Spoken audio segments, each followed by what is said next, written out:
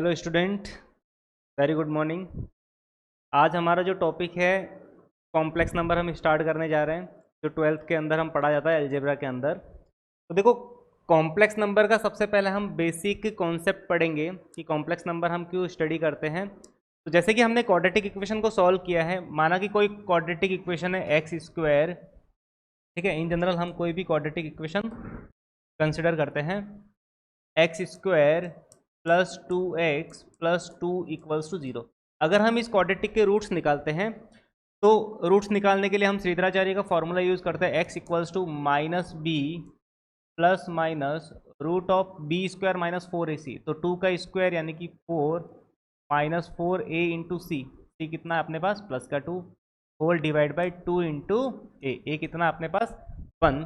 तो यहाँ पर क्या मिला, x equals to minus 2 plus minus root of यहाँ पर जो वैल्यू मिली है 4 माइनस 8 यानी कि माइनस का 4 होल डिवाइडेड बाय 2। तो यहाँ क्या मिला, x equals to minus 2 plus minus root से 4 जब बाहर आएगा तो बाहर कौन सी क्वांटिटी आ गई, 2 आ गई, और यहाँ पर मिला root of -1 whole divided by 2।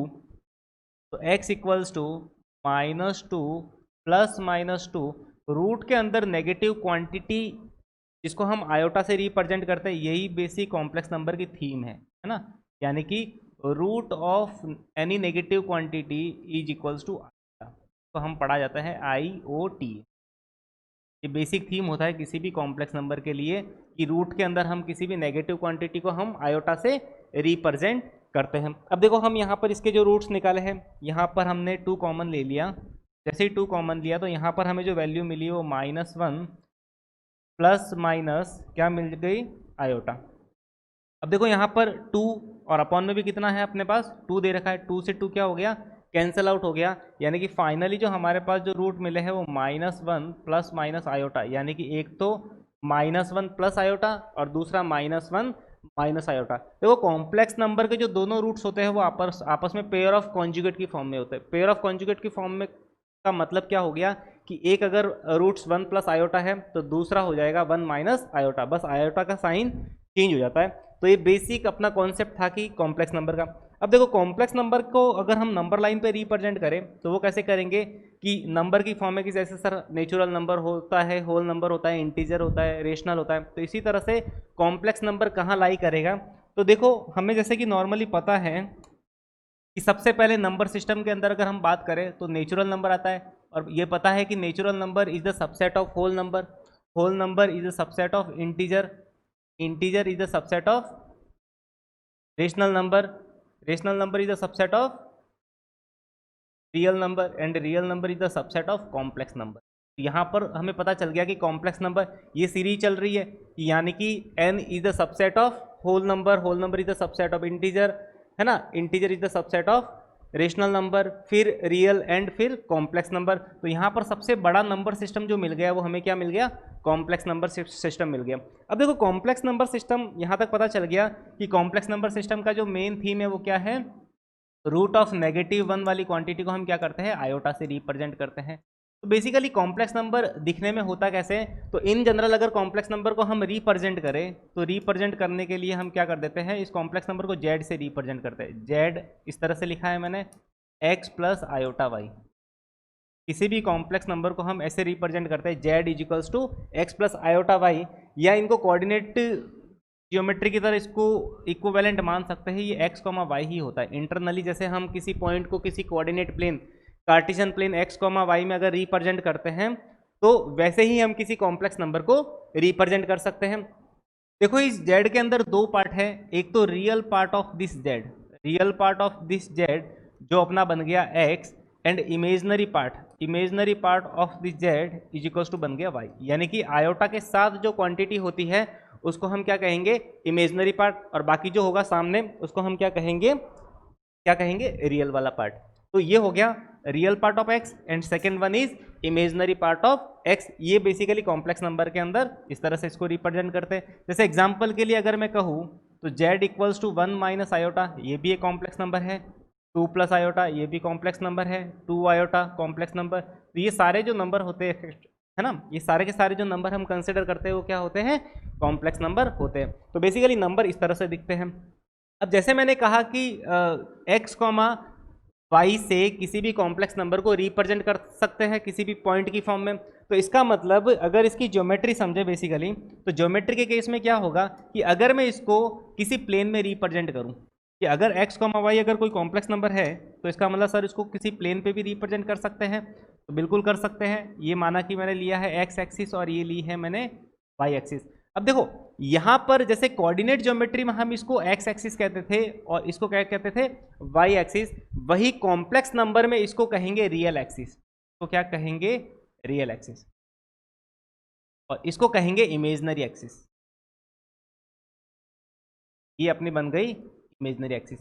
तो रियल एक्सिस और इमेजिनरी एक्सिस, देखो एक्स एक्सिस और वाई एक्सिस के लेबल चेंज कर दिए, तो ये बन गई रियल एक्सिस और इमेजिनरी एक्सिस। यानी कि यहाँ पर इस वाली लाइन पर अगर कोई कॉम्प्लेक्स नंबर होगा वो हमेशा रियल होगा, और इस वर्टिकल लाइन पर अगर कोई कॉम्प्लेक्स नंबर लाई करेगा तो इसका मतलब वो क्या हो जाएगा, इमेजिनरी नंबर हो जाएगा। अब देखो यहाँ पर जैसे मैंने कहा एक्स कॉमा वाई, ये वाला पॉइंट हो गया एक्स कॉमा वाई, तो ये वाली जो डिस्टेंस कितनी हो गई, वही एक्स, और ये वाली डिस्टेंस कितनी हो गई, वही y। तो इन जनरल हम इसको लिख सकते हैं equivalent x plus iota y। तो ये जो कंप्लीट जैसे कोऑर्डिनेट ज्योमेट्री में जो ये कंप्लीट सिस्टम होता था वो क्या होता था, कार्टेशियन सिस्टम होता था। यहाँ पर इसी वाले सिस्टम को हम कॉम्प्लेक्स प्लेन भी कहते हैं या फिर आर्गन प्लेन भी कहते हैं ना। तो आर्गन प्लेन भी कह सकते हैं या फिर इसको कॉम्प्लेक्स प्लेन कहेंगे, ठीक है, आर्गन प्लेन या फिर कॉम्प्लेक्स प्लेन। तो देखो लेबल चेंज हो गया, वहां हम इसको कार्टेशियन प्लेन कहते थे अगर किसी पॉइंट को किसी प्लेन में रिप्रेजेंट कर रहे हैं, और अगर किसी कॉम्प्लेक्स नंबर को किसी प्लेन में रिप्रेजेंट कर रहे हैं तो उस कॉम्प्लेक्स प्लेन का जो नाम हो गया उसको हम कॉम्प्लेक्स प्लेन भी कहेंगे या फिर आर्गन प्लेन भी कहेंगे, ठीक है। तो इस तरह से हम किसी कॉम्प्लेक्स नंबर को रिप्रेजेंट कर सकते हैं। अब देखो इसके अंदर भी कुछ बहुत सारी चीज़ें आती है कि चलो यहाँ पर हमने डिस्कस तो कर लिया, अब कौन कौन सा कॉम्प्लेक्स नंबर को हम क्या क्या नाम से रिप्रेजेंट कर सकते हैं, कौन सा कॉम्प्लेक्स नंबर कहाँ आएगा। तो माना कि ये कॉम्प्लेक्स नंबर मैंने लिया है z equals to x plus iota y, ठीक है। अब देखो इसके अंदर भी कुछ इसके कैटेगराइज किया हुआ है कि कौन सा नंबर किस कैटेगरी में आएगा, कौन सा रियल होगा, कौन सा इमेजनरी होगा, और कौन सा प्योरली इमेजनरी, कौन सा प्योरली रियल। तो वो वाला हम केस इसके अंदर कंसिडर करते हैं। माना कि इसके अंदर मैंने माना x 0, सोचो मैंने रियल पार्ट को 0 कर दिया, तो जैसे ही रियल पार्ट 0 हो गया तो ओनली फॉर आयोटा वाली क्वांटिटी बची है, तो आयोटा वाली क्वांटिटी को हम कहेंगे प्योरली इमेजनरी नंबर। तो ये वाला जो केस हो गया अपने पास प्योरली इमेजनरी, प्योरली इमेजनरी, यानी कि प्योरली इमेजनरी नंबर का मतलब क्या होगा, जिसका रियल पार्ट 0 हो गया।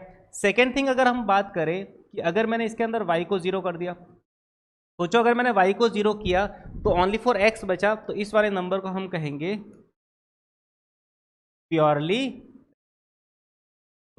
रियल और प्योरली इमेजनरी। अपने पास दो कैटेगरी बन गई। देखो थर्ड कैटेगरी अपने पास जो बन गई, जो बेसिकली क्वाड्रेंट के अंदर जिसके अंदर x और y दोनों अवेलेबल होता है, यानी कि अगर मैं कहूँ कि y नॉट इक्वल्स टू 0, सोचो y नॉट इक्वल्स टू 0, तो इसका मतलब जो नंबर मिलेगा वो क्या मिलेगा, इमेजनरी। कौन सा नंबर मिलेगा, इमेजनरी। जैसे यहाँ पर एग्जाम्पल के लिए अगर मैं बात करूँ, यहाँ पर अगर मैं इसमें अगर मैं बात कंसिडर करूँ, तो यहाँ पर देखो एग्जाम्पल के लिए मैंने कहा जैसे 2 + 3 आयोटा, है ना, एक्सेट्रा बहुत सारे नंबर 1 + आयोटा, तो वो सारे नंबर इसके अंदर क्या होंगे, कंसिडर होंगे। अब जैसे यहाँ पर प्योरली अगर रियल की बात करें तो माना कि कोई कॉम्प्लेक्स नंबर है z2 + 0 आयोटा, ठीक है, प्योरली रियल नंबर हो गया, बिकॉज इसका जो y है वो क्या है, 0, यानी कि z इक्वल्स टू 2 है कोई भी नंबर, ठीक है। यानी कि x एक्सिस रियल एक्सिस वाले जो सारे जो नंबर आएंगे वो क्या आ जाएंगे, purely real, and imaginary axis पर जो नंबर लाई कर रहेगा, कोई भी कॉम्प्लेक्स नंबर लाई करेगा, वो हम प्योरली इमेजिनरी में कंसिडर करेंगे। बाकी फर्स्ट क्वाड्रेंट सेकंड क्वाड्रेंट वो सारे के सारे नंबर है वो हम कहाँ कंसिडर करेंगे, इस इमेजिनरी वाले पार्ट में कंसिडर करेंगे। तो सारे एक्सिस कवर हो गए और x real axis and imaginary axis भी अपनी कवर हो गई। अब देखो इसके अंदर कुछ चीज़ें और भी मैं बताता हूँ इसके अंदर। जैसे अगर इन जनरल हम बात करें कि सबसे ज़्यादा जो प्रॉब्लम आ गई वो 0 के साथ आ गई। फर्स्ट इसके अंदर नोट के अंदर कुछ पॉइंट बेसिक पॉइंट कंसिडर करते हैं। फर्स्ट पॉइंट देखो 0 के साथ प्रॉब्लम क्रिएट हो गई कि सर जीरो को कौन सी कैटेगरी में रखें, इन तीनों की कैटेगरी में से, है ना। तो जीरो को जीरो प्लस आयोटा जीरो लिख दिया।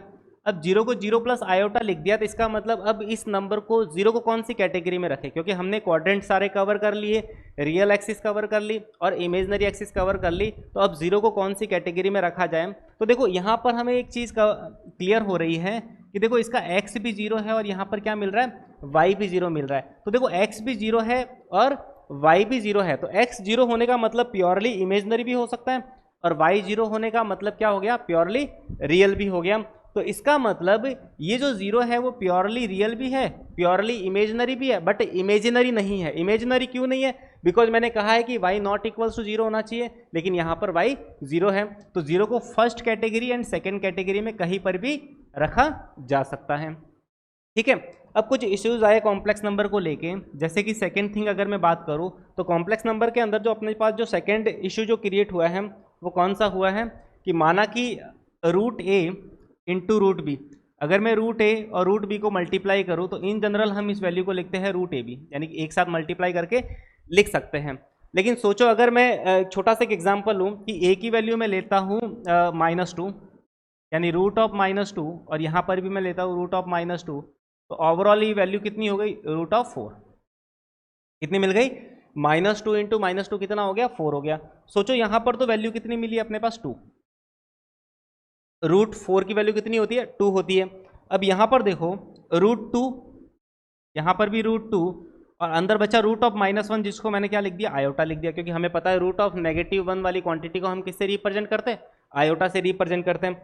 फिर यहाँ पर ये भी रूट 2 बाहर और रूट ऑफ -1, यहाँ पर भी मैंने क्या लिख दिया, आयोटा।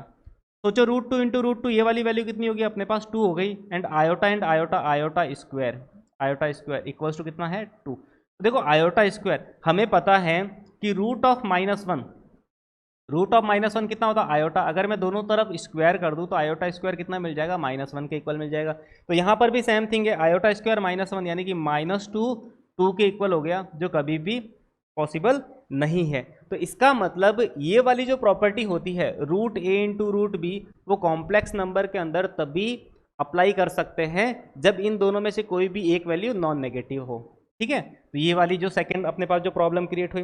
अब थर्ड इसके अंदर हम पढ़ते हैं, जैसे कि माना कि मैंने कहा जो थर्ड अपने पास इसके अंदर जो डिस्कस करते हैं, थर्ड देखो थर्ड थिंग डिस्कस करने के लिए, माना कि मैंने कहा रियल नंबर सिस्टम में हम ऐसे पढ़ते थे कि माना कि 2 रियल नंबर के स्क्वायर है ना, कोई भी पॉजिटिव नंबर, ये भी पॉजिटिव है और ये भी पॉजिटिव है, और यहाँ पर क्या लिख दिया, इन दोनों का जो सम है वो क्या है, 0 है। तो 2 स्क्वायर की क्वांटिटी का सम 0 है। ये तभी पॉसिबल होता है जब दोनों के दोनों साइमल्टेनियसली 0 हो, यानी कि ए और बी दोनों के दोनों क्या हो, साइमल्टेनियसली 0 हो। ये वाली जो बात है वो हम रियल नंबर सिस्टम में करते थे। लेकिन in case of complex number, माना कि अपने पास कोई भी 2 कॉम्प्लेक्स नंबर है, तो Z1, माना कि कोई भी एक कॉम्प्लेक्स नंबर है Z1, तो अगर मैं Z1 का स्क्वायर प्लस अगर Z2 का स्क्वायर इज इक्वल्स टू 0 लिखा, तो देखो Z1 और Z2, देखो रियल नंबर सिस्टम में तो 2 पॉजिटिव क्वांटिटी यानी कि स्क्वायर की क्वांटिटी का सम अगर 0 दे रखा है, ये तभी पॉसिबल होता है जब दोनों के दोनों आपस में साइमल्टेनियसली क्या हो जाए, 0 हो जाए। But in case of complex number, अगर Z1 का स्क्वायर प्लस Z2 का स्क्वायर 0 होता है, तो ये कभी भी इंप्लाइज नहीं करता है कि Z1 और Z2 दोनों 0 ही हो। 0 हो ये तो बहुत ही अच्छी बात है, लेकिन और भी बहुत सारी पॉसिबिलिटी होती है, जैसे 1 प्लस आयोटा 1 माइनस आयोटा, ऐसे भी 2 कॉम्प्लेक्स नंबर जिनके स्क्वायर का जो सम है वो 0 मिलता है। तो ये कॉम्प्लेक्स नंबर के अंदर जरूरी नहीं होता है कि दोनों ही साइमल्टेनियसली 0 हो। Z1 एंड Z2 की बहुत सारी ऐसी पॉसिबिलिटी होती है जहां पर हमें क्या होता है, Z1 square plus Z2 square 0 मिलता है। जैसे Z1 को आयोटा ले लो एंड Z2 को 1 ले लो, तो ये वाला केस भी हो सकता है कि जहां पर ये क्या मिल जाए, 0 मिल जाए। थर्ड, फोर्थ वाली जो अपने पास जो प्रॉब्लम क्रिएट हुई है वो किससे, जैसे कि यहाँ पर अगर मैं कहूँ कि a प्लस आयोटा b, ये कोई कॉम्प्लेक्स नंबर है वो बड़ा है c प्लस आयोटा d से। सोचो एक कोई कॉम्प्लेक्स नंबर है वो दूसरे कॉम्प्लेक्स नंबर से बड़ा है, तो ये वाली बात करना गलत है। क्यों, क्योंकि देखो हमने थोड़ी देर पहले ही कहा है कि सर a, b अपने आप में एक नंबर होता है और c, d ये भी एक अपने आप में एक नंबर होता है। तो हम कॉम्प्लेक्स नंबर के अंदर किसी पर्टिकुलर पॉइंट के छोटे बड़े की बात नहीं कर सकते, यानी कि इसके अंदर हम इनइक्वलिटी वाला कॉन्सेप्ट नहीं लगा सकते। हम ऐसे नहीं कह सकते कि ये कॉम्प्लेक्स नंबर इस कॉम्प्लेक्स नंबर से बड़ा है, क्योंकि कॉम्प्लेक्स नंबर अपने आप में एक क्या है, एक पॉइंट फॉर्म में रिप्रेजेंट करते हैं, जैसे ए कॉमा बी की अपने आप में एक पॉइंट है और सी कॉमा डी भी अपने आप में क्या है, एक पॉइंट है। यानी कि एक पॉइंट के छोटे और बड़े होने की बात हम कॉम्प्लेक्स नंबर में नहीं कर सकते। ठीक है, चलिए अपने पास जो नेक्स्ट पॉइंट है वो है 5th नंबर पॉइंट। अगर प्रोडक्ट की फॉर्म में लिखा है, माना कि Z1 और Z2 प्रोडक्ट की फॉर्म में है, तो इसका मतलब या तो Z1 0 होगा या फिर Z2 0 होगा। तो ये वाला जो केस है वो इसके अंदर कंसिडर, तो प्रोडक्ट वाला केस तो हमें समझ में आ गया कि अच्छा ऐसी कुछ पॉसिबिलिटी इसके अंदर बन सकती है। तो इनइक्वालिटी वाला कॉन्सेप्ट खत्म हो गया। ठीक है, रियल नंबर वाला कॉन्सेप्ट भी हमें समझ में आ गया। अब देखो 6th पॉइंट पढ़ते हैं जो हमारे पास बहुत ही इंपॉर्टेंट है, क्वेश्चन यहाँ से स्टार्ट होने चालू हो जाते हैं। पावर्स ऑफ आयोटा है ना, पावर्स ऑफ, देखो पावर्स ऑफ आयोटा का हम क्या करेंगे, इसके अंदर कॉन्सेप्ट पढ़ने जा रहे हैं। देखो हमें एक चीज़ तो पता है कि रूट ऑफ -1, रूट ऑफ -1 को हम क्या लिखते हैं, आयोटा लिखते हैं। सोचो इसके अगर मैं दोनों साइड में स्क्वायर कर दूं तो आयोटा स्क्वायर हमें मिला -1। तो थोड़ा इक्वेशन नंबर फर्स्ट दे देते हैं कि क्या हुआ, आयोटा स्क्वायर को हमने क्या कर दिया, रूट ऑफ -1 लिख दिया। सोचो अगर मैं इस इक्वेशन फर्स्ट के राइट और लेफ्ट में अगर मैं आयोटा से मल्टीप्लाई कर दूं तो आयोटा क्यूब हमें जो निकल के आएगा वो क्या निकल के आएगा, आयोटा क्यूब इक्वल्स टू क्या निकल के आएगा, माइनस आयोटा। आयोटा क्यूब निकल के क्या आएगा, माइनस आयोटा। इसी तरह से अगर मैं इस इक्वेशन फर्स्ट को, इक्वेशन फर्स्ट के दोनों साइड में मैं स्क्वायर कर दूं तो आयोटा की पावर 4 कितना आ जाएगा, 1 आ जाएगा। ये अपने पास इक्वेशन नंबर क्या बन गई, 3rd बन गई। सोचो अगर मैं इन सभी को ऐड कर दूं तो iota plus iota square plus iota की power cube plus iota raise to the power 4 equals to क्या बन जाएगा, 0। ये देखो आयोटा और ये आयोटा क्यूब माइनस आयोटा, ये कितना हो गया, 0। इसी तरह से आयोटा स्क्वायर -1 और आयोटा 4 क्या हो गया, +1 हो गया। इसका मतलब सम क्या हो गया, 0। तो यहाँ से एक कॉन्सेप्ट उभर के आ रहा है कि sum of the 4 conjugative powers of iota, iota की 4 कोई भी कॉन्जुगेटिव पावर्स को अगर हम उठा दिया जाए तो फाइनली उसका सम कितना बनने वाला है, 0 बनने वाला है। देखो यहाँ पर एक कॉन्सेप्ट और समझने लायक है। अगर मैं इस चीज़ को यहाँ से उठाऊँ, मैं आयोटा की पावर 4 है ना, आयोटा की पावर 4 कितना लिखा हुआ है, 1 लिखा हुआ। आयोटा की पावर 4 1 होने का मीनिंग होता है कि देखो आयोटा की पावर 4 का कितना भी मल्टीपल हो, आयोटा की पावर 4 का कितना भी मल्टीपल हो, आंसर 1 ही आने वाला है। जैसे मैंने कहा आयोटा की पावर 16, तो ये भी कितना हो जाएगा, 1 हो जाएगा, क्योंकि आयोटा की पावर 4 अगर 1 है तो उसकी पावर तुम कितनी भी लगा सकते हो। यानी कि अगर मैं इन जनरल कहूँ आयोटा की पावर 4n, आयोटा की पावर 4n यानी कि आयोटा की पावर 4 का जितना भी मल्टीपल होगा उसका आंसर हमेशा कितना आने वाला है, 1 ही आने वाला है। अब देखो अगर मैं इसको आयोटा की पावर 4n + 1 लिखूँ, आयोटा की पावर मैंने लिखा 4n + 1, तो ये कितना मिलने वाला है, आयोटा, क्योंकि 4n तक तो 1 हो गया, तो ये कितना मिल गया, आयोटा मिल गया। सोचो यहाँ पर अगर मैं लिखूँ आयोटा की पावर 4n + 2 लिखूँ तो ये बन जाएगा अपना आयोटा स्क्वायर यानी कि -1। सेम थिंग अगर मैं ऐसे लिखूँ आयोटा की पावर 4n + 3 लिखा तो यहाँ पर ये चीज़ मिल गई अपने पास माइनस आयोटा। अब देखो अगर मैं इसी चीज़ों को साथ में ऐड कर दूं तो यहाँ पर क्या मिलेगा, आयोटा की पावर 4n प्लस आयोटा की पावर 4n + 1 प्लस आयोटा की पावर 4n + 2 प्लस आयोटा की पावर 4n + 3। देखो यहाँ पर ऐड कर दो -1 और ये +1 कैंसिल आउट और 1 और ये -1 कैंसिल आउट, यानी कि यहाँ पर कितना हो गया, 0। तो ये देखो यहाँ पर एक बहुत ही इंपॉर्टेंट रिजल्ट यहाँ से निकल के आ रहा है कि sum of the 4 conjugative powers of iota, किसी भी कोई भी सीक्वेंस से 4 टर्म उठा लो जो कॉन्जुगेटिव है, जिसकी पावर्स आपस में क्या कॉन्जुगेटिव है, तो उसका जो सम होगा वो क्या होगा, 0। तो बहुत ही एक अच्छा कॉन्सेप्ट है, बहुत ही अच्छे क्वेश्चन इससे बन सकते हैं। ठीक है, चलिए इस पे बेस कुछ छोटे छोटे क्वेश्चंस लेते हैं। अगर मैं जैसे एग्जांपल के लिए अगर मैं कुछ क्वेश्चन करना चाहूँ, जैसे कि अभी जैसे कोरोना काल चल रहा है, तो मैंने क्या कर दिया 2020 पे बेस एक क्वेश्चन ले लिया कि मैंने कहा आयोटा की पावर है ना n, क्या लिया है मैंने, n लिया है। तो n की वैल्यू यहाँ पर क्या ले ली मैंने, 1 ले ली। n की वैल्यू यहाँ पर मैं कितनी कंसिडर कर रहा हूँ, 1 ले लेता हूँ, और n की वैल्यू यहाँ पर मैं 2020 ले लेता हूँ। ठीक है, अब देखो यहाँ पर क्या होगा, अब हमें क्या करना है, इसका सम निकालना है। तो सबसे पहले देखो मैंने क्या किया, n की वैल्यू 1 ली, तो यहाँ पर मिला आयोटा की पावर 1, फिर आयोटा की पावर 2, फिर आयोटा की पावर 3, फिर यहाँ से चलते चलते ये बीच रास्ते में यहाँ पर कितना आएगा, आयोटा की पावर 2020। तो सोचो आयोटा की पावर 2020 यानी कि यहाँ पर कितने बन जाएंगे, 4 4 के पेयर बन जाएंगे। क्या बन जाएंगे, 4 4 के पेयर बन जाएंगे। और जितने 4 4 के पेयर बनेंगे उतने ही उसका सम कितना होता रहेगा, 0 होता रहेगा। तो ओवरऑल देखो 2020 को अगर 4 से कंप्लीटली डिवाइड करो तो कंप्लीटली डिविजिबल हो जाता है। तो इसका मतलब इसका जो सम आ गया वो कितना आ गया, 0 आ जाएगा, बिकॉज 4 4 के पेयर बन जाएंगे, कोई भी बचेगा नहीं। सोचो अगर मैं यहाँ पे 2020 लेता, अगर मैंने यहाँ पर n की वैल्यू कितनी ले ली, 21 ले ली, तो सोचो 2020 तक तो सम कितना आ गया, 0, यानी कि सिग्मा n इक्वल्स टू 1 से n इक्वल्स टू 2020, यहाँ तक तो आयोटा की पावर n का सम कितना आ गया, 0 आ गया। तो यहाँ पर बचा क्या, आयोटा की पावर 2021, तो यहाँ पर तो यहाँ तक तो सम कितना आ गया, 0 आ गया। तो यहाँ पर ये बचा, तो यानी कि 0 प्लस आयोटा की पावर 2020 इंटू आयोटा, तो यहाँ तक तो सम कितना था, इसका कितना आ जाएगा, 1 आ जाएगा, बिकॉज यहाँ तक तो ओवरऑल सम कितना था, 0। तो यहाँ पर आयोटा की पावर 2020 4 का मल्टीपल्स है, तो ये 1 हो गया, तो बचा क्या इतना, आयोटा। तो यहाँ पर कितना आंसर आ जाएगा, आयोटा आ जाएगा। ठीक है, तो बहुत ही बेसिक क्वेश्चन था। चलिए इस पे बेस एक और अच्छा क्वेश्चन कंसिडर करते हैं। माना कि मैंने कहा थोड़ा अच्छा और क्वेश्चन लेते हैं, सिग्मा आयोटा की पावर n प्लस आयोटा की पावर n प्लस 1, आयोटा की पावर n प्लस आयोटा की पावर n प्लस 1, जहाँ n की वैल्यू मैं लेता हूँ 1 से n की वैल्यू ले लेता हूँ मैं 21। तो n की वैल्यू मैंने 1 ली है और n की वैल्यू मैंने कितनी ली है, 21 ली है। तो सोचो ये वाला जो देखो यहाँ पर जो सिग्मा है वो बेसिकली n की लिमिट पर डिपेंड कर रहा है, यहाँ पर जो n की लिमिट पर। तो मैं इसको थोड़ा सा सॉल्व कर देता हूँ। कैसे कि मैंने कहा कि यहाँ पर सिग्मा तो है ही है, लिमिट हमें पता ही है, आयोटा की पावर मैंने क्या कर दिया, n कॉमन ले लिया, यहाँ मिला आयोटा प्लस 1। जैसे ही मैंने आयोटा की पावर n कॉमन लिया तो अंदर कितना मिला, आयोटा प्लस 1। तो देखो ये जो आयोटा प्लस 1 है वो बेसिकली इंडिपेंडेंट टू x है, तो मैंने क्या कर दिया, इसको सिग्मा से बाहर ले लिया, आयोटा प्लस 1। अब देखो हमें पता है कि इस आयोटा की पावर n है, यानी कि इन n की वैल्यू को हमें 1 से 21 तक घुमाना है।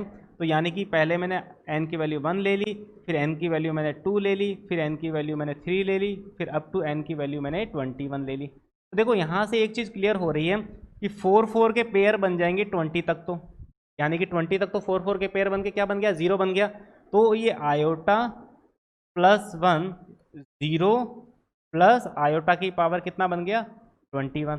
तो सोचो आयोटा की पावर 21 है, तो 21 को मतलब 20 इंटू आयोटा हो जाएगा, यानी कि इसको मैं ऐसे लिख सकता हूँ, आयोटा प्लस 1 तो अपनी जगह ऐसे कैसे, और ये हो जाएगा आयोटा की power 20 into iota. Clear, iota की पावर 20, देखो 20 जो पावर है वो 4 का मल्टीपल है, यानी इसका आंसर कितना आ गया, 1 आ गया। तो यहाँ पर कितना मिला, आयोटा।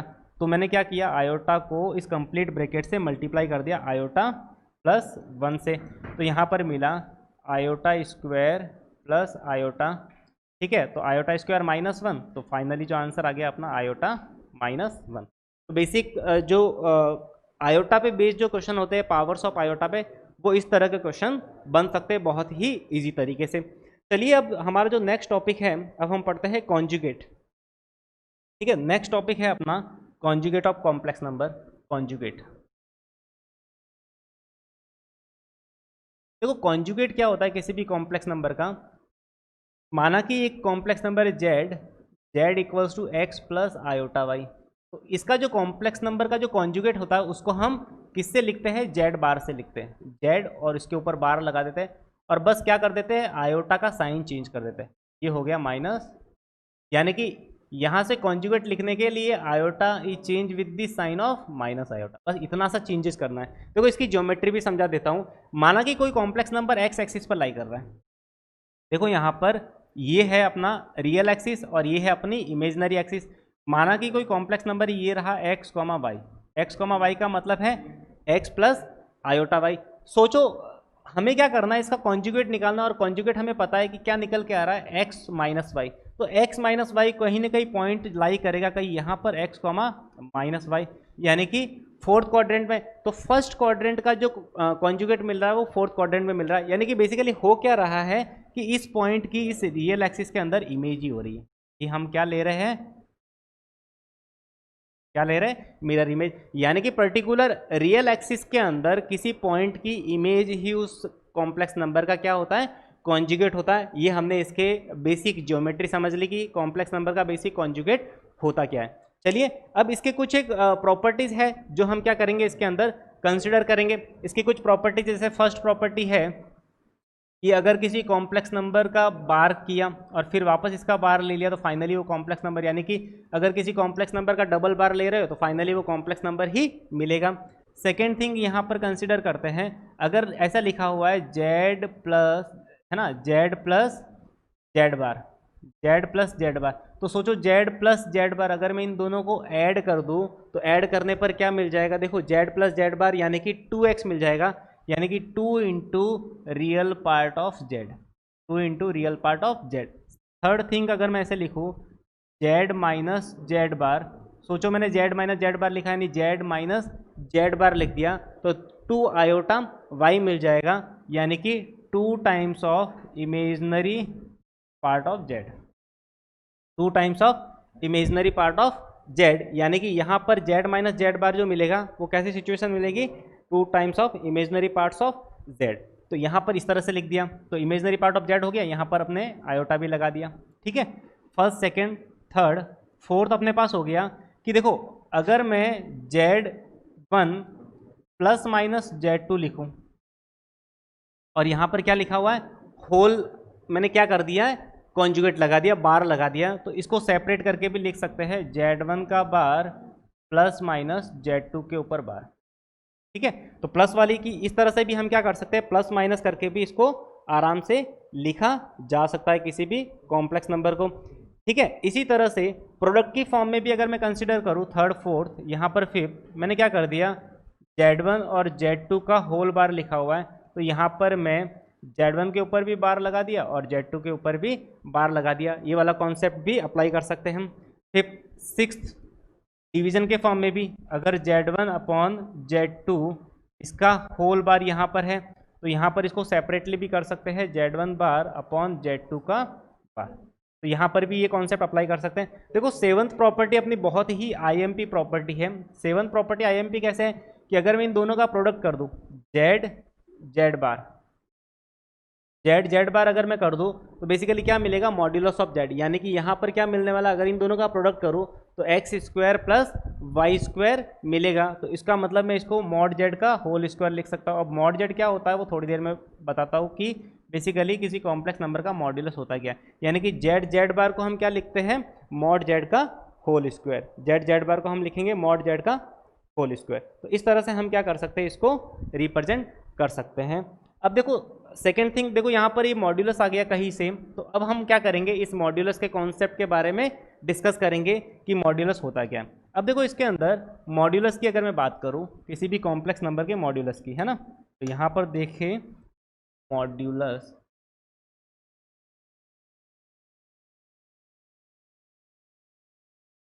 ठीक है। अब मॉड्यूलस की अगर हम बात करें तो इसके अंदर हम क्या करेंगे कि माना कि कोई कॉम्प्लेक्स नंबर है z इजिकल्स टू, माना कि यहाँ पर कोई कॉम्प्लेक्स नंबर है z equals to x plus iota y, मैंने क्या कर दिया ये कॉम्प्लेक्स नंबर ले लिया z equals to x plus iota y. अगर मैं इसके मॉड्यूलस की बात करूँ तो यहाँ पर देखो ये चीज़ मैंने यहाँ पर ड्रॉ कर दी रियल एक्सिस और ये इमेजनरी एक्सिस।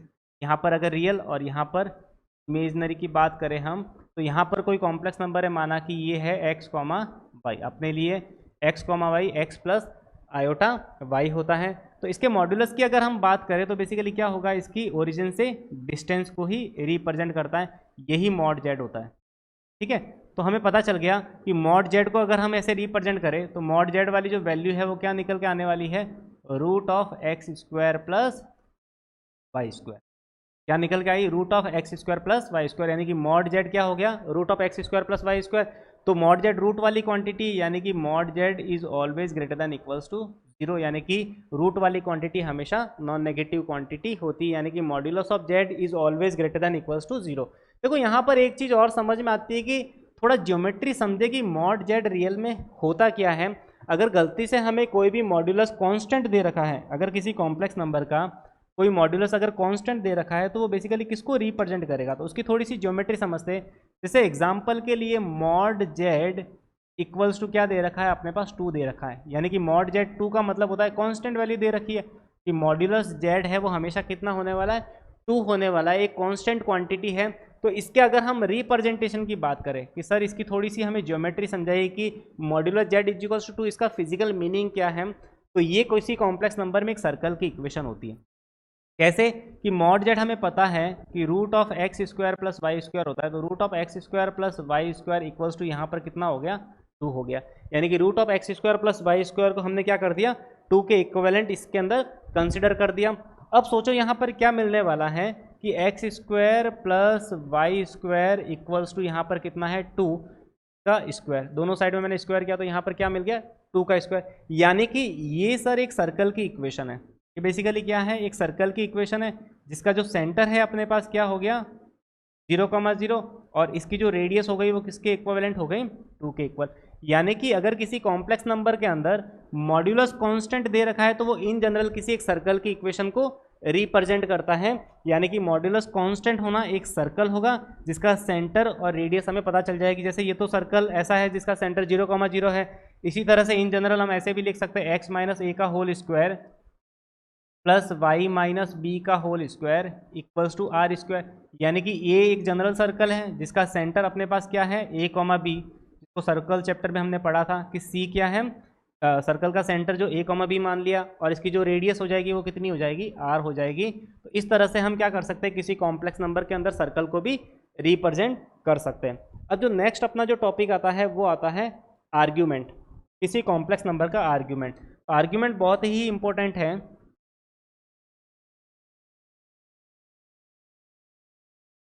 आर्ग्यूमेंट देखो, किसी कॉम्प्लेक्स नंबर के अगर हम किसी आर्ग्यूमेंट की बात करें तो आर्ग्यूमेंट होता क्या है। माना कि हमने एक कॉम्प्लेक्स नंबर मान लिया z equals to x plus iota y. हमने क्या माना, एक कॉम्प्लेक्स नंबर माना z equals to x plus iota y. अगर इसके आर्ग्यूमेंट की अगर हम बात करें तो माना कि ये इस तरह से मैंने क्या कर दिया, ऐसे बना दिया, ये अपने पास बन गई रियल एक्सिस और ये बन गई अपने पास इमेजनरी एक्सिस। तो देखो रियल एक्सिस और इमेजनरी एक्सिस के अंदर मैंने इसको यहाँ से रिप्रेजेंट कर दिया x, y, यही है अपना कॉम्प्लेक्स नंबर।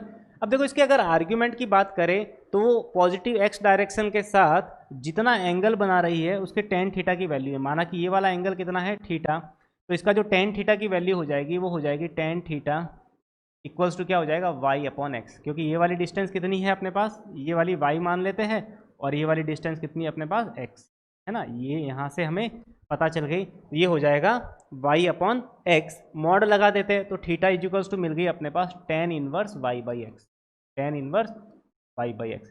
देखो मॉड्यूलस के अंदर हमें एक प्रॉब्लम जनरेट होती है, कैसे कि अगर हमें किसी कॉम्प्लेक्स नंबर का आर्ग्यूमेंट यूनिकली निकालना होता है तो हमारे पास प्रॉब्लम क्रिएट हो जाती है। कैसे, जस्ट हम कोई एक एग्जांपल कंसीडर करते हैं।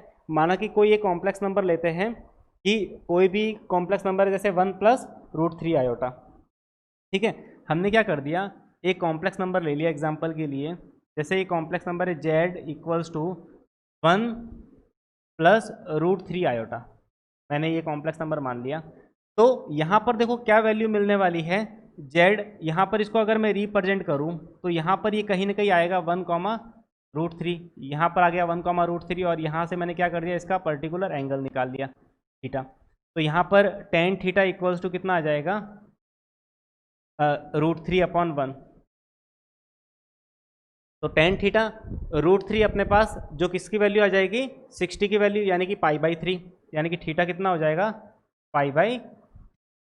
तो थीटा जैसे ही पाई बाई 3 मिला तो इसका मतलब ये जो थीटा हो गया इसका वन ऑफ द आर्ग्यूमेंट हो गया। अगर मैं थीटा कंसीडर करूँ तो ये वाला जो थीटा मिल गया वो क्या हो गया, इसका एक आर्ग्यूमेंट है। अगर किसी ने कहा कि सर मैं इसके अंदर अगर 2 पाई ऐड कर दूं, तो 2 पाई जैसे ही ऐड करोगे तो वापस तुम्हें जो मिलेगा टेन थीटा की वैल्यू वो भी क्या मिलेगी, रूट 3 ही मिलेगी। तो इसका मतलब अगर इसके लिए थीटा की अगर मैं बात करूं, आर्ग्यूमेंट की बात करूं, तो 2n पाई, 2 पाई का जितना भी मल्टीपल अगर मैं पाई बाई 3 के अंदर मैं ऐड करूं तो इसका मतलब जो हमें आर्ग्यूमेंट मिलेगा उस पर टेन थीटा हमेशा क्या देगा, रूट 3। तो अब हमारे सामने एक प्रॉब्लम क्रिएट हो गई कि सर किसी कॉम्प्लेक्स नंबर को हम यूनिकली आइडेंटिफाई नहीं कर सकते। क्यों, क्योंकि यहाँ पर थीटा की बहुत सारी वैल्यू आ रही है। किसी ने कहा सर पाई बाई 3 होगा, किसी ने कहा सर मैं एक यहाँ पे चक्कर काट के 2 पाई प्लस पाई बाई 3 तो भी वही आता है, मैं यहाँ पर 4 पाई प्लस पाई बाई 3 करूँ तो भी वही प्रॉब्लम आ रही है। तो इसका मतलब क्या किसी थीटा को हम यूनिकली आइडेंटिफाई नहीं कर सकते क्या किसी कॉम्प्लेक्स नंबर के अंदर। तो इस प्रॉब्लम को रिमूव करने के लिए हमने क्या किया है, एक पर्टिकुलर प्रिंसिपल आर्ग्यूमेंट, है ना, प्रिंसिपल वैल्यू ऑफ आर्ग्यूमेंट, यानी कि हमने क्या कर दिया, एक एम्पलीट्यूड डिसाइड कर दिया कि इस एम्पलीट्यूड के अंदर हम पर्टिकुलर थीटा को क्या करेंगे, फाइंड कर लेंगे। तो इसके अंदर देखो क्या कॉन्सेप्ट मिला था, यहाँ पर अगर मैं इसको रिमूव करूँ तो देखो यहाँ पर एम्पलीट्यूड वाला कॉन्सेप्ट नया डिराइव हुआ,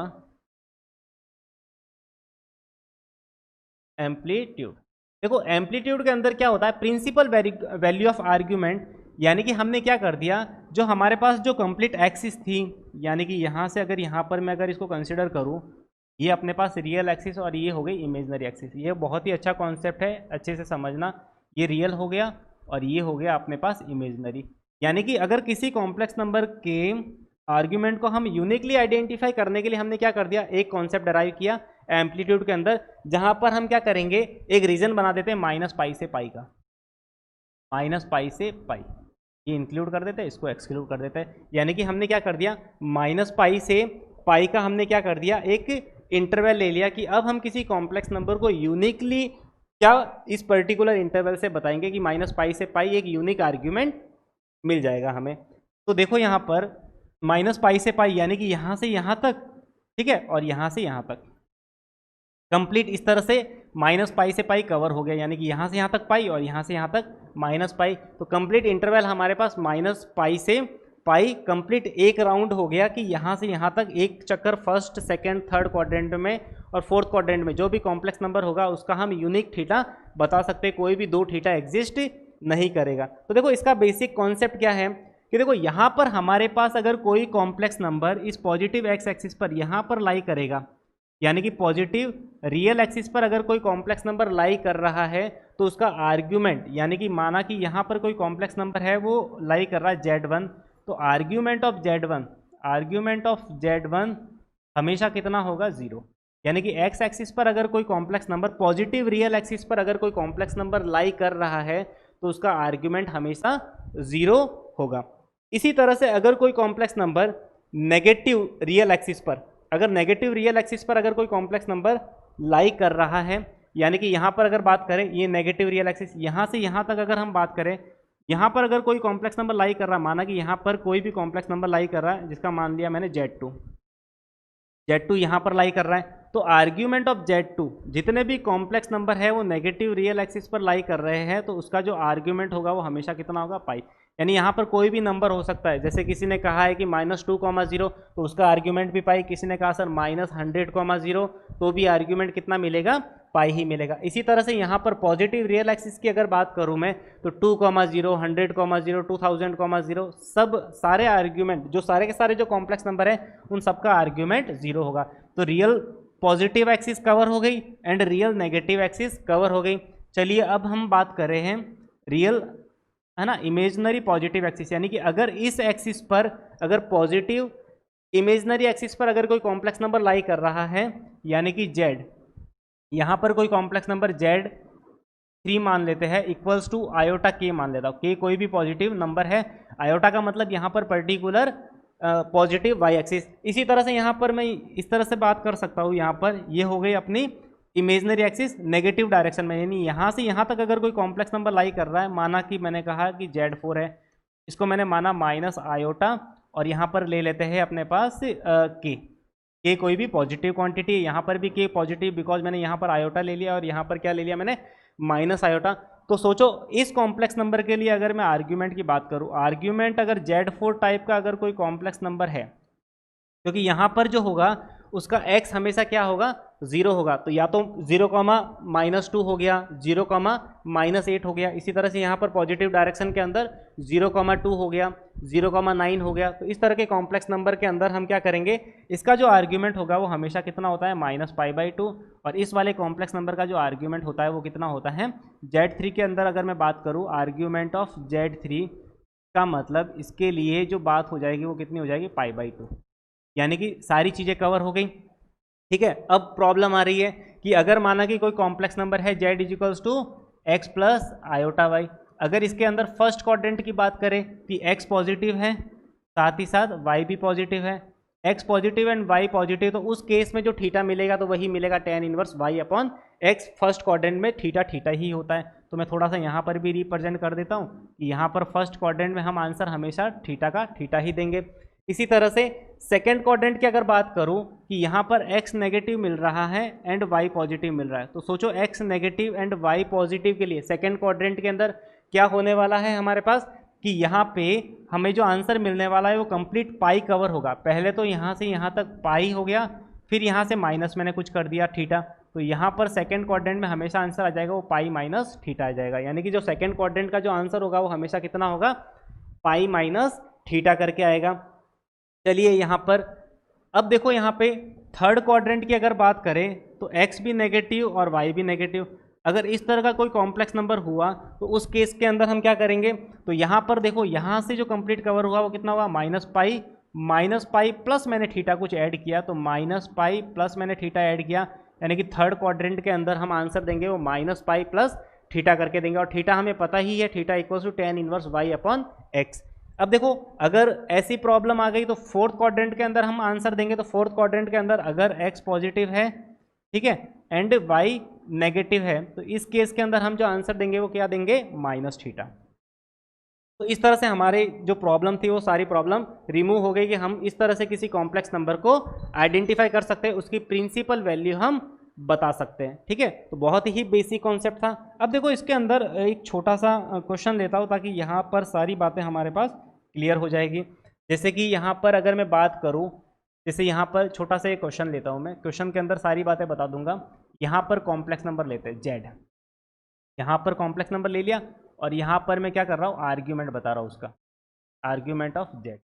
बहुत सारे कॉम्प्लेक्स नंबर लेंगे, अब हम क्या करेंगे, उसके आर्ग्यूमेंट भी साथ साथ में क्या करेंगे, बताते रहेंगे। तो माना कि अगर कोई कॉम्प्लेक्स नंबर है, जैसे कि ऐसे कह रखा है कि 2 है, 2 + 0 आयोटा, इस तरह से मान लिया मैंने।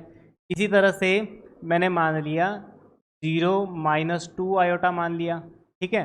फिर मैंने मान लिया 1 + √3 आयोटा मान लिया। इसी तरह से मैंने मान लिया -1 + √3 आयोटा मान लिया। फिर मैंने मान लिया -1 - √3 आयोटा मान लिया। और इसी तरह से मैंने x पॉजिटिव ले लेता हूँ और y नेगेटिव, ताकि सारे के सारे कवर हो जाएगा, है ना। अब देखो यहाँ पर मैंने इतने सारे कॉम्प्लेक्स नंबर मान लिए, अब मैं क्या करूँगा, इसका आर्ग्यूमेंट निकालूंगा। तो देखो 2 प्लस, है ना, 2 + 0 आयोटा, यानी बेसिकली 2 ही लिखा हुआ है, यानी कि 2, 0। तो 2, 0 तो रियल पॉजिटिव एक्सिस पर लाई करता है, यानी कि इसका जो आर्ग्यूमेंट हो जाएगा वो कितना हो जाएगा। अब इसी तरह से यहाँ पर 0 - 2 आयोटा, यानी कि 0, -2, 0, -2 ये इमेजनरी एक्सिस नेगेटिव डायरेक्शन में लाई कर रहा है, तो इसका आर्ग्यूमेंट कितना आ गया, -π/2।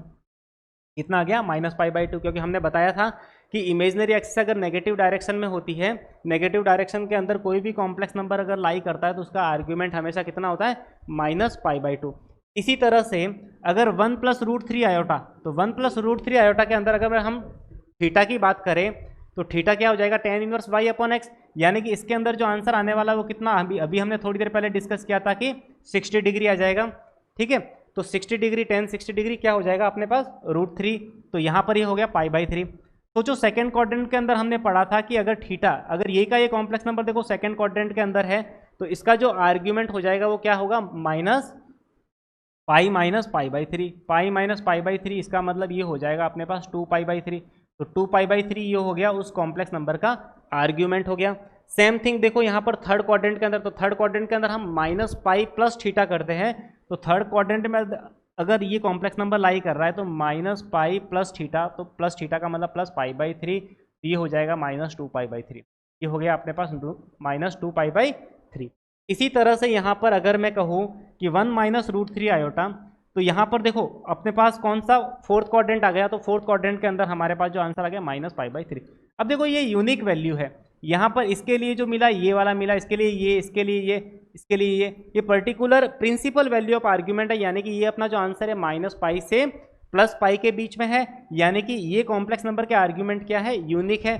तो हमने क्या कर दिया, एम्पलीट्यूड डिसाइड कर दिया, और हमने -π से π का इंटरवल, कि अब हमें किसी कॉम्प्लेक्स नंबर को अगर यूनिकली आइडेंटिफाई करना है तो हम पर्टिकुलर इस इंटरवल से आंसर दे देंगे। ठीक है। अब देखो हमारे पास हमने मॉड्यूलस भी पढ़ लिया, है ना, कॉन्जुगेट भी पढ़ लिया, और हमने क्या कर दिया, आर्ग्यूमेंट भी पढ़ लिया।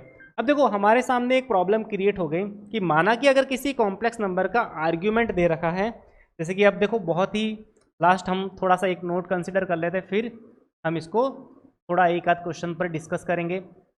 अगर देखो फर्स्ट पॉइंट, अगर आर्ग्यूमेंट या फिर मॉड्यूलस कांस्टेंट अगर दे रखा है, किसी कॉम्प्लेक्स नंबर का अगर मॉड्यूलस कांस्टेंट दे रखा है, तो क्या ये सफिशिएंट कंडीशन है क्या किसी कॉम्प्लेक्स नंबर को यूनिकली आइडेंटिफाई करने के लिए?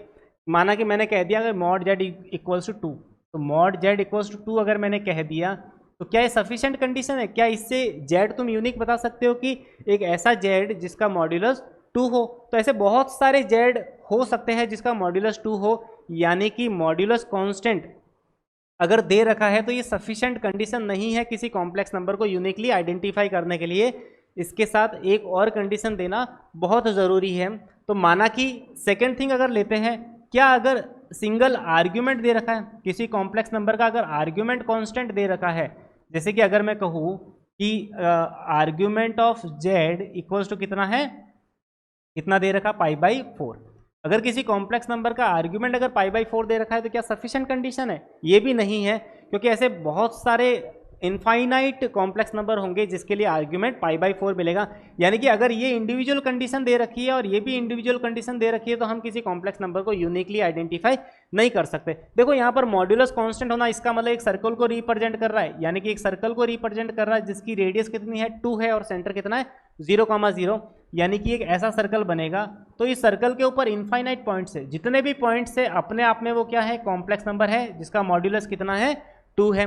इसी तरह से आर्ग्यूमेंट जेड π/4 दे रखा है, तो π/4 देने का बस इतना सा मीनिंग है कि एक लाइन बनेगी, पर्टिकुलर क्या बनेगी, इस तरह से हम एक रे बना सकते हैं जिसके लिए आर्ग्यूमेंट कितना है, π/4। यानी कि इस लाइन के ऊपर जितने कॉम्प्लेक्स नंबर लाई कर रहे हैं सबके लिए आर्ग्यूमेंट कितना मिल रहा है, अपने पास π/4 ही मिल रहा है। तो इसका मतलब यहाँ पर भी एक प्रॉब्लम क्रिएट हो गई ना, कि ये दोनों अगर इंडिविजुअल कंडीशन दे रखी है तो हम किसी कॉम्प्लेक्स नंबर को यूनिकली आइडेंटिफाई नहीं कर सकते। लेकिन अगर मैं इन दोनों को मर्ज कर लूँ, इस फर्स्ट और सेकंड को अगर मैं मर्ज कर लूँ, तो देखो हमारे पास प्रॉब्लम क्या आएगी कि हमारे पास हमारी जो प्रॉब्लम थी वो सॉल्व आउट हो जाएगी कि अब हम किसी कॉम्प्लेक्स नंबर को यूनिकली आइडेंटिफाई कर सकते हैं कि अगर ये दोनों कंडीशनें एक साथ दे रखी है। JEE के अंदर बहुत सारे क्वेश्चन आए भी, हम एक आध डिस्कस करेंगे, ठीक है। अब देखो यहाँ पर जैसे कि माना कि complex argument constant modulus constant दे रखा है, तो हमें पता है कि मॉड्यूलस कांस्टेंट है तो इसका मतलब वो एक सर्कल को रिप्रेजेंट करेगा। चलिए मॉड्यूलस कांस्टेंट गिवन कंडीशन थी, उसको हमने क्या कर दिया, फुलफिल कर दिया। किस तरह से, हमने एक सर्कल बना दिया, ठीक है, जिसका पर्टिकुलर कुछ सेंटर होगा, कुछ रेडियस होगी। अब साथ ही साथ आर्ग्यूमेंट भी दे रखा है, तो आर्ग्यूमेंट हमें पता ही एक लाइन बनेगी। तो देखो ये भी कंडीशन गिवन थी, ये भी कंडीशन गिवन थी, तो हमें पता था कि इन दोनों का इंटरसेक्शन पॉइंट एक ऐसा होगा, वो एक यूनिक कॉम्प्लेक्स नंबर होगा जो दोनों कंडीशनों को एक साथ साइमल्टेनियसली क्या करता है, फुलफिल करता है। तो हमारे सामने एक प्रॉब्लम रिमूव हो गई कि अच्छा हमें किसी कॉम्प्लेक्स नंबर को यूनिकली आइडेंटिफाई करने के लिए अगर ओनली मॉड्यूलस दे रखा है तो अपना काम नहीं चलेगा, आर्ग्यूमेंट भी दे रखा है तो भी अपना काम नहीं चलेगा, दोनों का एक साथ होना बहुत ही ज़रूरी है। इस तरह से हम क्या कर सकते हैं, किसी कॉम्प्लेक्स नंबर को यूनिकली आइडेंटिफाई करते हैं। चलो इस पे बेस एक आध क्वेश्चन करते हैं, फिर हम इसको ख़त्म करते हैं। जैसे कि माना कि एक इसके अंदर हमने एक क्वेश्चन कर दिया कि हमारे पास कोई भी एक कॉम्प्लेक्स नंबर है, जैसे कि जेड माइनस आयोटा का मॉड्यूलस 1, ठीक है। हम लेते हैं जैसे क्वेश्चन जेड माइनस आयोटा का मॉड्यूलस अपने पास 1 दे रखा है, एंड साथ ही साथ आर्ग्यूमेंट ऑफ जेड, साथ ही साथ आर्ग्यूमेंट ऑफ जेड दे रखा है अपने पास, वो दे रखा है π/2, ठीक है। अब हमें क्या करना है, जेड बताना है if z is not equals to 0, z 0 नहीं होना चाहिए। अब हमें क्या करना है, इसका आर्ग्यूमेंट बताना है, ठीक है।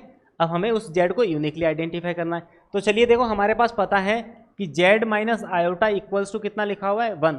तो ये भी मॉड्यूलस कांस्टेंट देखो यहाँ पर दे रखा है मॉड्यूलस कांस्टेंट, तो हमें एक चीज़ तो पता चल गई कि मॉड्यूलस कांस्टेंट है, इसका मतलब ये क्या है, एक सर्कल को रिप्रेजेंट कर रहा है।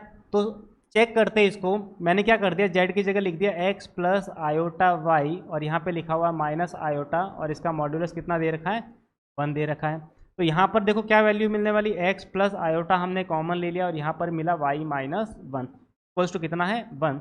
अब मैं क्या करूँ, इसका मॉड्यूलस, तो इसका मतलब ये हो गया अपने पास x स्क्वायर रियल का स्क्वायर और इमेजनरी का स्क्वायर इक्वल्स टू कितना 1, यानी कि x square plus y minus 1 का होल स्क्वायर इक्वल्स टू कितना मिल गया 1।